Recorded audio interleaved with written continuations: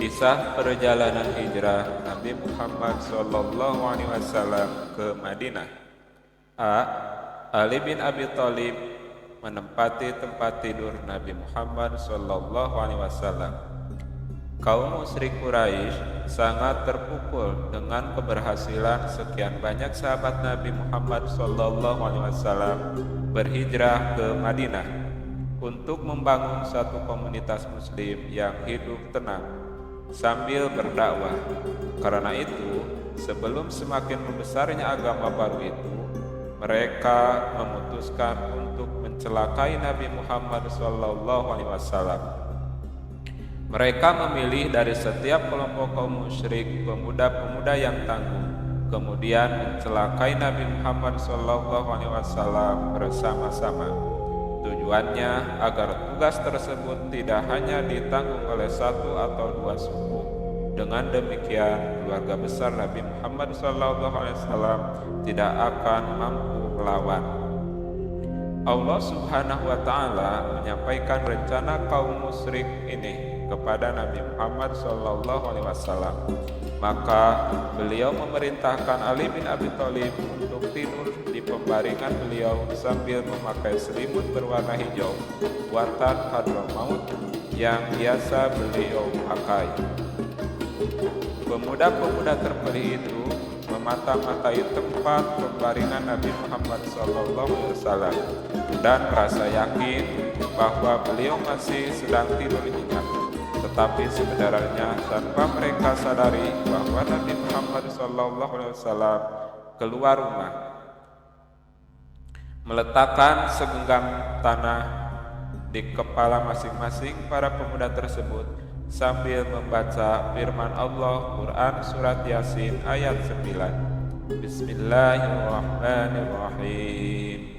Waj'alna min baini aydihim saddan wa min khalfihim saddan faghshaynahum fahum la yubsirun.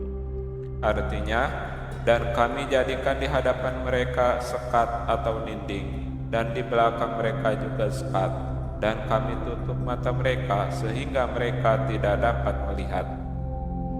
Keesokan harinya mereka sungguh terperanjat karena hanya baru mengetahui bahwa yang mereka duga Nabi Muhammad SAW adalah Ali bin Abi Thalib. Nabi Muhammad SAW ke rumah Abu Bakar. Pada suatu siang menjelang hijrah Nabi Muhammad SAW berkunjung ke rumah Abu Bakar. Ketika masuk ke dalam rumah, beliau meminta hanya berdua dengan Abu Bakar. Nabi Muhammad SAW menyampaikan pada Abu Bakar bahwa beliau telah mendapatkan izin untuk berhijrah. Abu Bakar menyampaikan bahwa dia telah menyiapkan dua unta, satu unta untuk Nabi Muhammad SAW dan satu untuknya guna perjalanan ke Madinah. Dia juga menghubungi Abdullah bin Uraqaid untuk menjadi penunjuk jalan. C. Awal perjalanan. Pada tanggal 27 Safar tahun ke-14 kenabian bertepatan dengan tanggal 12 September 622 Masehi, di tengah kegelapan malam, Nabi Muhammad SAW keluar dari rumah Abu Bakar. Beliau berdua tidak melewati pintu depan, melainkan dari celah dalam rumah menuju ke jalan belakang. Hal ini dilakukan untuk kehati-hatian. Beliau berjalan kaki ke Gua Sur. Bahkan beliau berjalan dengan ujung jari-jari kakinya supaya tidak meninggalkan jejak yang dapat ditelusuri. Nabi Muhammad SAW menempuh perjalanan dengan mengambil jalur selatan Makkah yang biasanya digunakan perjalanan ke Yaman. Sebelum menjauh dari perbatasan Mekah, Nabi Muhammad SAW berhenti sesaat mengungkapkan rasa cinta beliau kepada tanah airnya. Beliau bersabda kepada kota Mekah seraya memandang ke Ka'bah, Wallahi innaki la khairu aradillahi wa habbu aradillahi wa illallahi wa la anni ukhrijtu minki ma kharajtu. Demi Allah, sesungguhnya engkau, wahai kota Mekah, adalah sebaik-baik bumi Allah dan yang paling Allah cintai. Andai aku tak diminta untuk keluar darimu, maka aku tidak akan meninggalkan. D. Di dalam gua Sur. Sebelum memasuki gua, Abu Bakar masuk terlebih dahulu, memeriksa jangan sampai ada sesuatu yang membahayakan Nabi Muhammad SAW. Dan setelah segalanya aman, Abu Bakar mempersilahkan beliau masuk untuk beristirahat. 3 malam lamanya Nabi Muhammad SAW bersama Abu Bakar menginap di dalam gua. Malam Jumat, Sabtu, dan Ahad, setiap malam datang berkunjung ke sana putra Abu Bakar yakni Abdullah untuk menyampaikan perkembangan yang terjadi di Mekah. Lalu kembali setiap subuh melakukan aktivitasnya di Mekah agar tidak dicurigai. Sedangkan Amir bin Fuhairah, bekas budak Abu Bakar, diberi tugas untuk mengembalakan kambing di sekitar gua untuk menghilangkan jejak Abdullah. Pada malam hari, dia memerah susu kambing untuk diminum oleh Nabi Muhammad SAW bersama Abu Bakar.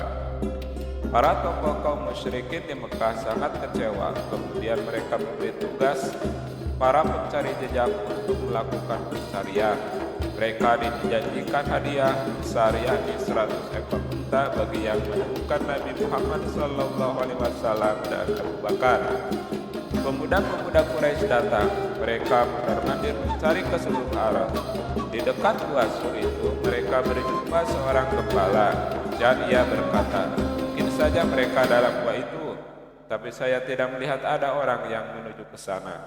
Waktu mendengar jawaban gembala itu, Abu Bakar berkeringat. Ia khawatir mereka akan menyerang ke dalam gua.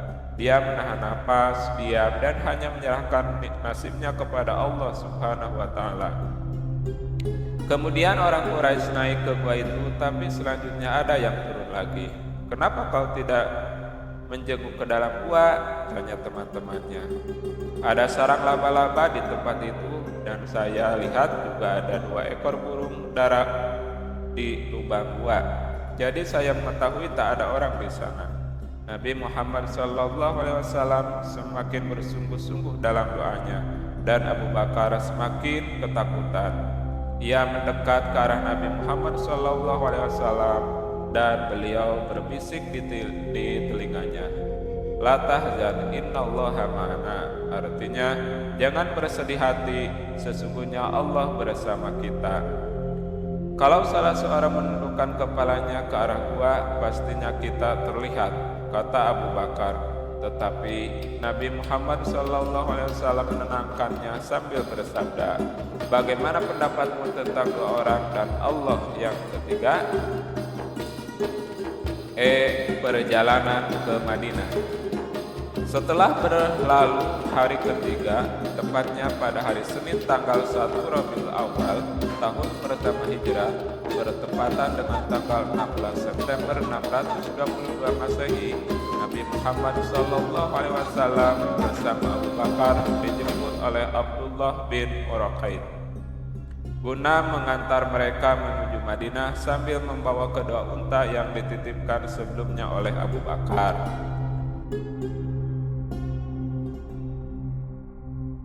Sebelum menunggangi salah satu unta yang disiapkan Abu Bakar, Nabi Muhammad SAW bersabda, "Aku tidak menunggangi unta yang bukan milikku." Abu Bakar berkata, "Ini hadiah untukmu." Yasrib menjadi Madinah. 3 September 632 Masehi, rombongan tiba di Kuba. Nabi Muhammad dan Abu Bakar disambut dengan sangat hangat. Apalagi setiap hari setelah salat subuh sampai zuhur berhari-hari mereka menantikan kedatangan Nabi Muhammad SAW.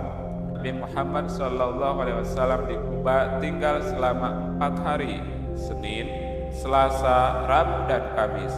Di tempat itu beliau membangun Masjid Kuba.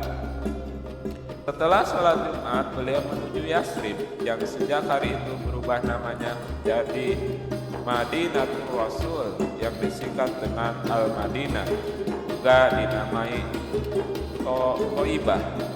G. Nabi Muhammad tiba di Madinah. Beliau disambut dengan sangat meriah di jalan atau dari atas rumah-rumah. Masyarakat diantaranya juga para wanita yang mengeluhkan beliau dengan syair-syair pujian yang mengharukan. Salah satunya yang sangat terkenal yaitu Tala'al badru alaina min saniyatil wada' wajaba syukru alaina mada'a lillahi da'. Artinya, telah terbit bulan purnama menerangi kami dari celah bukit Wada. Patutlah kami bersyukur karena dai penyeru ke jalan Allah itu telah berseru. Muslim yang pindah dari Mekah ke Madinah kemudian dikenal dengan nama kaum Muhajirin, dan penduduk Madinah yang membantu perjuangan dakwah Nabi Muhammad SAW setelah hijrah ke Madinah disebut kaum Ansor. Demikianlah perjalanan hijrah Nabi Muhammad SAW ke Madinah untuk memulai babak baru. Tugas mengeluarkan manusia dari aneka kegelapan menuju cahaya Islam.